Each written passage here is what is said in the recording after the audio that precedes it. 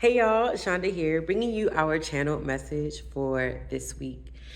And the first thing that I got was this week, allow yourself to balance dark and light. So, whether that's shadow and light, okay? So, with all the energy that's going around astrology, things are retrograding, things are trining, and all the things. You may feel irritable. You may feel like your emotions, way more emotional than usual. Find yourself, crying over things that you feel like wasn't a big deal. Now all of a sudden feels like a big deal. Embrace these parts of you. Don't allow for those things coming up to upset you. Like, don't get mad that they coming up, right?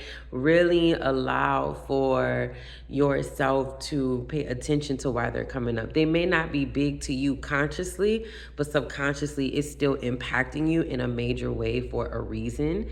And the energy that we're sitting in right now is really encouraging us to push through and sit with these things, not just face them, but also embrace them. So maybe if you're, thank you, I just heard like maybe if you've been a little bit more snippy than usual, you might need to embrace it. That's something about yourself. Instead of always trying to force yourself to present yourself as a certain way, embrace what you know you capable of. Like you capable of kind of like going off on somebody for a little one too.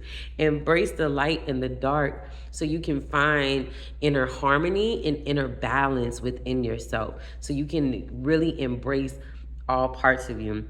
The parts that you keep denying and the parts you keep trying to hide, the parts you don't feel like working on, they're coming up this week because you are really being encouraged to not just face it, but actually embrace it. Get the lessons. And then I had some notes that I want to make sure I share with y'all. Emotionally, see what the dark is not just encouraging you to face, but also what it's asking you to embrace. Okay, allow yourself to feel the feelings, these raw feelings that are coming up, these true feelings that are coming up, so you can really get out of denial.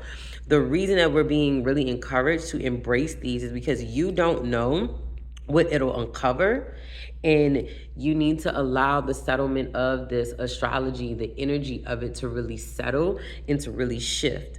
Don't get mad at yourself for feeling what you think is negative feelings.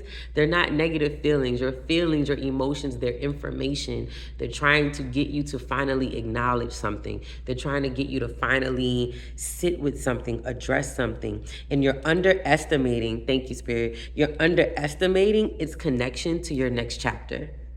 You're underestimating those little things you don't want to change, those little habits you don't want to change, those little things that you don't want to fix or address, those daily rituals, those daily disciplines, still taking care of yourself, still eating clean, still making the phone calls, still doing all the things you said you were going to do. This is Aries season. Aries is action. It's like, get it done. Let's go. This isn't just make the vision board and sit with it and pray. This is like, now you got to put your money where your mouth is right now, okay? So when all these emotions are coming up, you're sitting with something that is asking you to face it, encouraging you to face it, so you can unlock the energy that you need to really, really make this next chapter happen and call in this next season of your life. And then so you can feel boldly, resilient enough, and strong enough to actually do it, get it done, and embody and believe that you can.